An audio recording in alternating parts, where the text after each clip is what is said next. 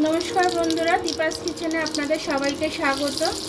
আজকে আমি কড়াই পনির করব, তার জন্য আমি ঘি দিয়ে দিলাম। ঘিটা দিয়ে আমি পনিরটা ভেজে নিচ্ছি হালকা লাল করে। এখানে 300 গ্রাম পনির আছে। পনিরটা আমি ঘি দিয়ে ভাজলাম, কারণ হচ্ছে খুব ভালো লাগবে খেতে, তার জন্য। আপনারা চাইলে তেল দিয়েও ভাজতে পারেন। পনিরটা লাল হয়ে গেছে, আমি এবার তুলে নেব। এটা ক্যাপসিকামটা একটু দিয়ে দেবো, ভেজে নেবো।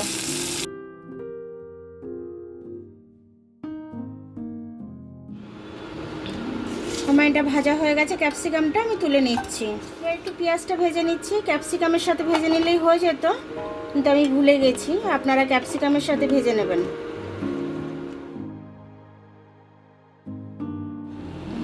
পেঁয়াজগুলো ভাজা হয়ে গেছে, আমি এবার তুলে নেব। আদা আর রসুন একটুখানির জন্য আমি ভেজে নেব। এটা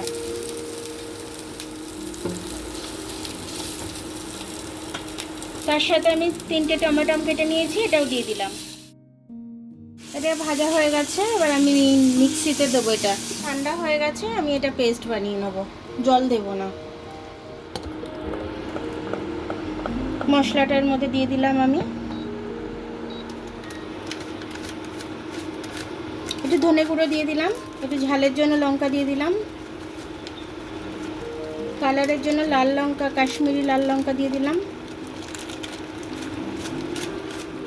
জিরে গুঁড়োটা একটু কম ছিল, একটু দিয়ে দিলাম। একটু হলুদ দিয়ে দিলাম।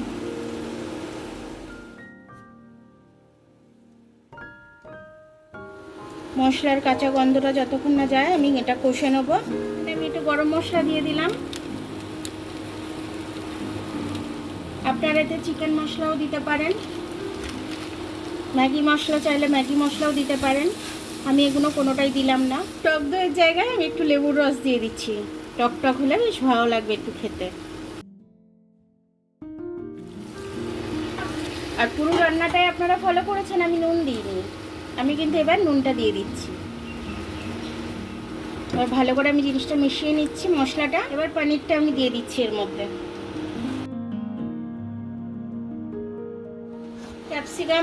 ক্যাপসিকাম পেঁয়াজটা ভেজে রেখেছিলাম, দিয়ে দিলাম।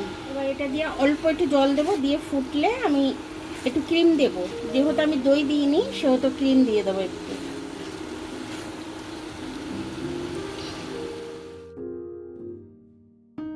চাপা দিয়ে দিলাম।